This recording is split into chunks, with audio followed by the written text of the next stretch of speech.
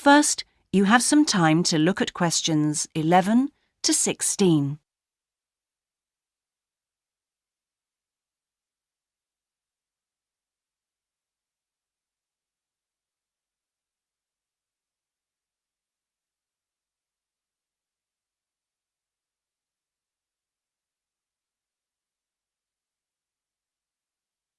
Now listen carefully and answer questions 11 to 16. Good morning. I'm very pleased to have been invited along to your club to talk about our charity-sponsored walking holiday for Education Aid. I'll start by giving you a brief overview of what it entails. First of all, let me explain what we mean by sponsored here. This is where people promise to donate money to the charity if you achieve your goal, in this case to walk a certain number of miles. Basically, we are organising a 10-day holiday from the 6th to the 16th of November, with 8 days actual walking, trekking in the Samira Mountains. Let's have a look at some of the details. We require you to raise sponsorship money of at least $3,200, paying $250 of it up front as a deposit, and the rest in stages throughout the year. Out of this, about 35% will go on your expenses, and that leaves 65% guaranteed to go to the charity. Which brings me to the most important part. This trek is being specifically organised to help education in the Samira region. Last year we helped train teachers for the disabled, and this year we're focusing on the pupils.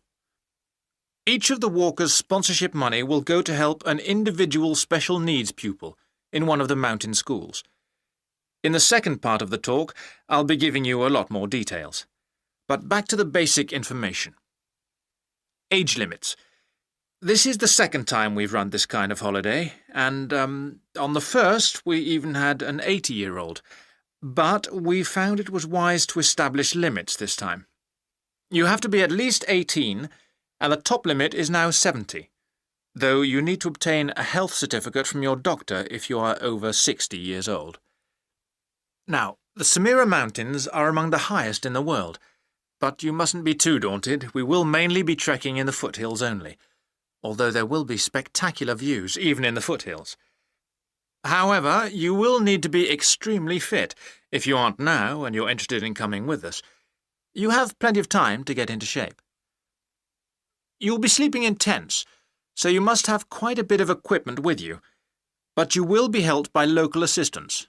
Your bedding and so forth will be carried by them.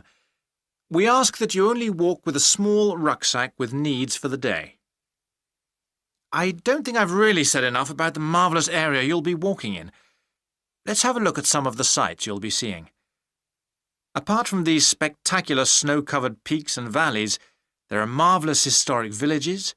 The area has been famous for centuries for making beautiful carpets, although recently there has been a trend to move into weaving blankets and wood carving. The people are extremely friendly and welcoming. We deliberately keep the party small in size to minimise disruption to people and landscape. Before you hear the rest of the talk, you have some time to look at questions 17 to 20.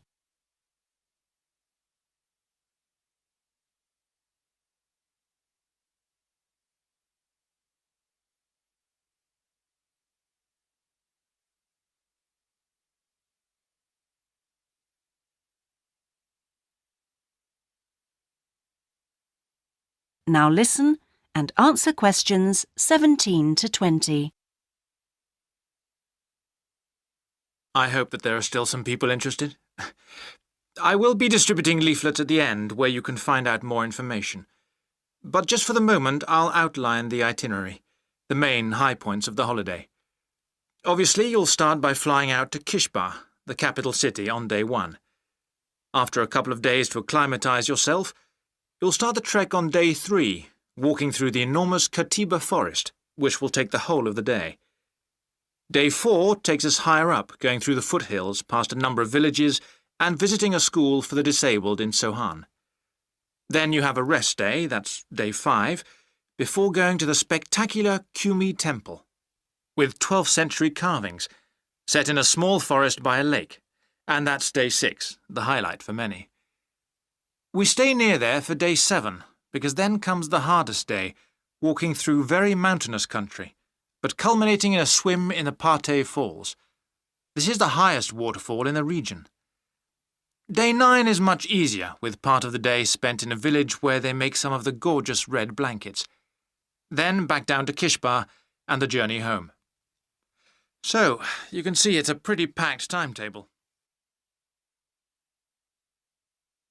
That is the end of section 2.